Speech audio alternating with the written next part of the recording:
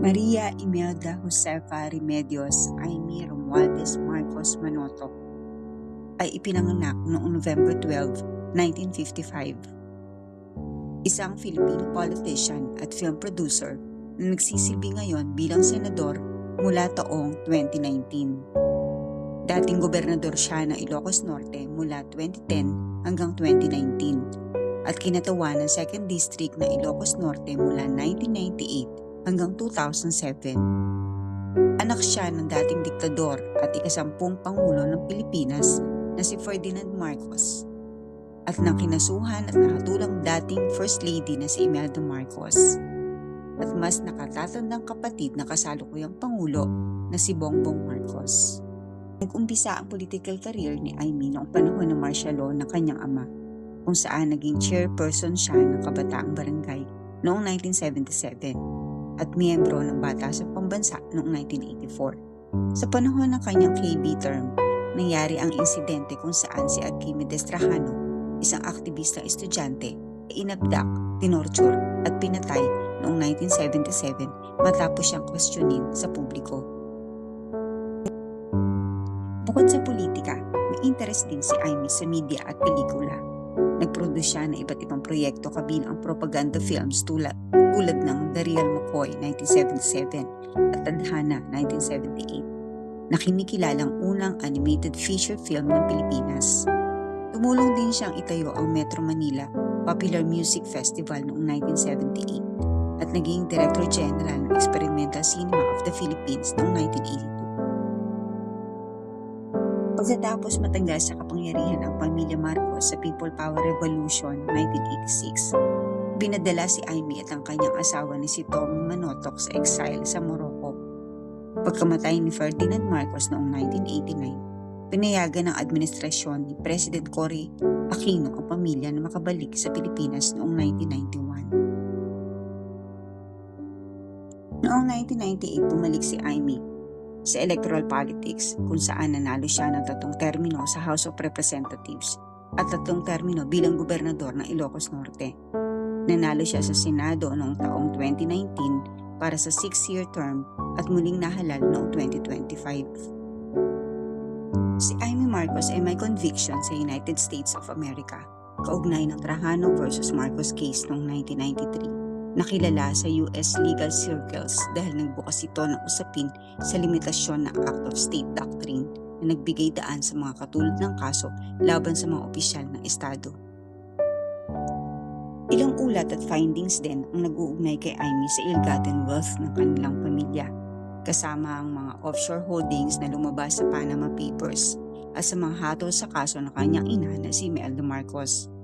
Tinukoy ng Korte Suprema ng Pilipinas na ang mga ari-arian na ito ay ill-gotten wealth na hanggang ngayon ay bahagi ng repatriation efforts ng Presidential Commission on Good Government.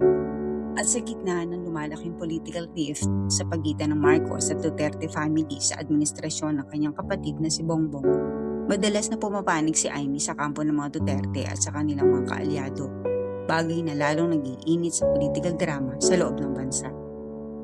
Katulad na lang ng claim niya tungkol sa national budget. Kamakailan, naging mas vocal si Aimee tungkol sa pambansang budget, particular na ang Year 25 at Year 26 national budget.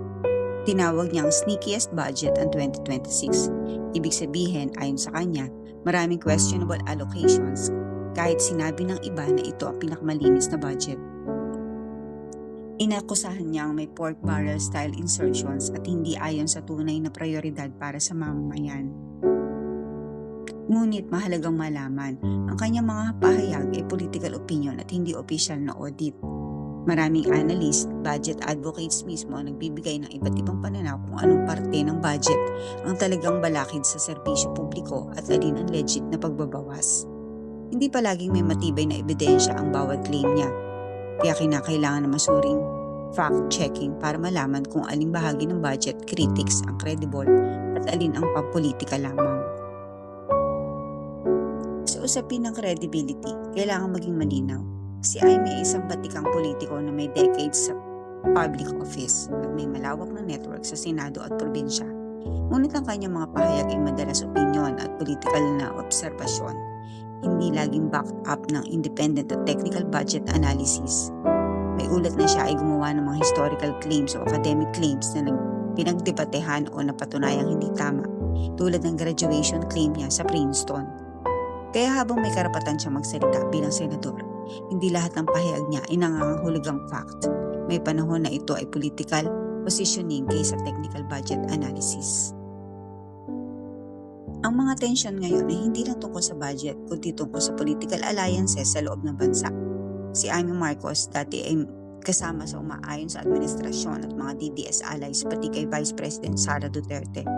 Ngunit kamakailan siya ay tila naging mas kritikal sa mga opisyal at grupo na karamihan ay naging malapit sa kapatid niyang si President Bongbong Marcos, kabilang ang mga mababatas sa House na may bahagi sa pag-amyenda ng budget.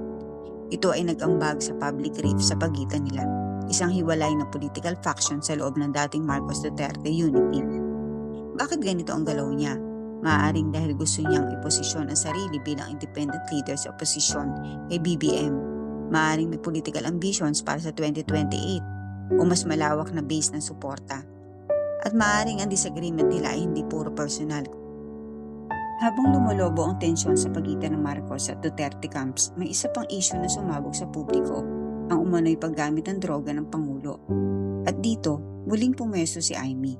Hindi siya ang nagbato ng unang akusasyon. Iyon ay nagmula sa mga kaalyado ni dating Pangulong Rodrigo Duterte, pero hindi rin tinabunan ni Amy ang usapin.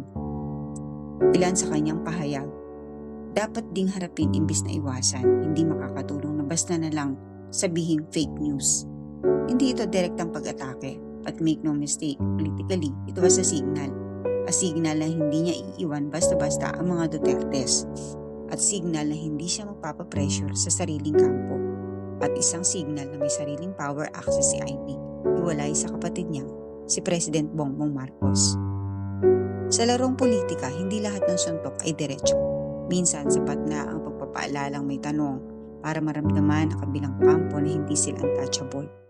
Si Lisa, naisip ko noon, kapag nag-asawa siya, malalagay na sa tahimik at magkakaroon ng direksyon. Ang laki ng pagkakamali ko. Mas lumala ang kanyang pagkalulong sa droga. So ang tanong ng marami, bakit parang kinakampihan ni Amy ang mga Duterte? Bakit siya ang pinakamalakas mag-challenge sa narrative ng Malacanang, ng DBM at ngayon pati sa mga personal na issues na binabato kay BBM? Simple, politics is positioning. Kung iisa lang ang Marcos Block, walang bargaining power si Amy. Pero kung may sariling identity, sariling alliances at sariling issues na pinapasok, nagiging indispensable siya. Dito sa ating politika, walang tunay na permanenteng kakampi, walang permanenteng kaaway, ang meron lang ay permanenteng interest.